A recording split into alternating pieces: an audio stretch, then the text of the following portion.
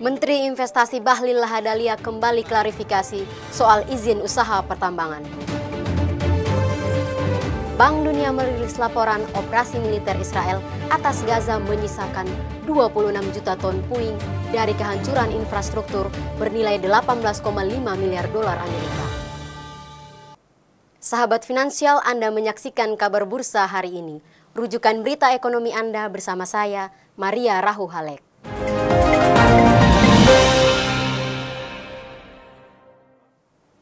Dalam rapat kerja bersama Komisi 6 DPR RI, Menteri Investasi Bahlil Lahadalia membantah keras tudingan bahwa dirinya mengambil keuntungan dari pemulihan dan pencabutan izin usaha pertambangan. Bahlil rela mempertaruhkan harta dan jabatan demi harga diri. Polemik soal pencabutan dan pemulihan izin usaha pertambangan atau IUP kembali jadi pokok pembahasan dalam rapat kerja Komisi 6 DPR RI bersama Menteri Investasi Bahlil Lahadalia.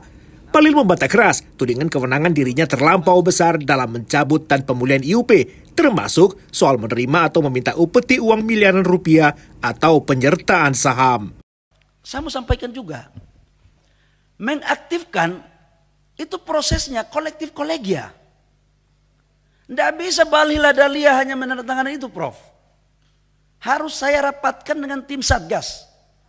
Dan tim Satgas itu terdiri dari Kementerian Teknis dan Kementerian Investasi.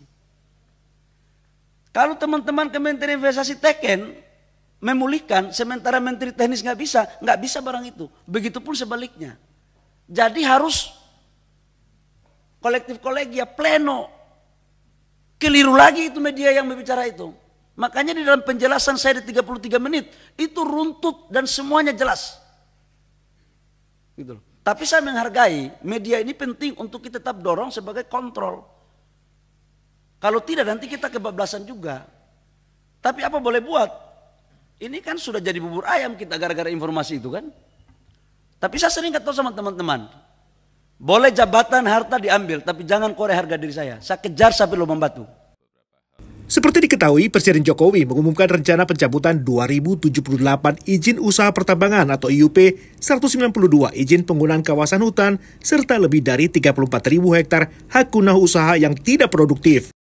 Sementara data Kementerian Investasi per Maret 2024, sebanyak 2.051 izin usaha pertambangan telah dicabut. Dan ada 585 IUP batal dicabut, diantaranya 33 IUP nikel. Operasi militer Israel telah meluluhlantakkan infrastruktur Gaza senilai 18,5 miliar dolar Amerika atau sekitar 294,39 triliun rupiah.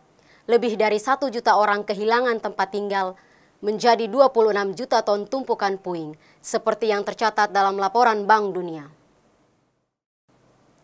Bank Dunia merilis laporan terbaru terkait kerusakan infrastruktur Gaza akibat serangan Israel ditaksir bernilai 18,5 miliar dolar Amerika atau sekitar 294,39 triliun rupiah. Nilainya setara dengan output ekonomi selama 1 tahun di Gaza dan wilayah tepi barat. Bank Dunia menemukan bahwa sektor perumahan menyumbang andil sebesar 72% dari total kerusakan.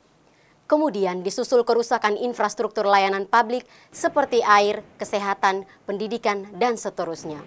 Operasi militer Israel telah meninggalkan 26 juta ton tumpukan puing, 1 juta orang kehilangan tempat tinggal, 3/4 penduduk mengungsi, 90% jalan utama hancur, serta akses komunikasi sangat terbatas.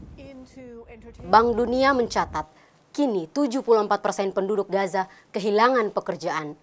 Produk domestik bruto Gaza pun anjlok sebesar 86% pada kuartal pertama tahun 2024. Demikian sahabat finansial kabar bursa hari ini. Jangan lupa ikuti terus berita teraktual, analisa pasar, mata uang serta investasi di portal berita kabarbursa.com. Saya Maria Rahu Halek pamit undur diri, sampai jumpa.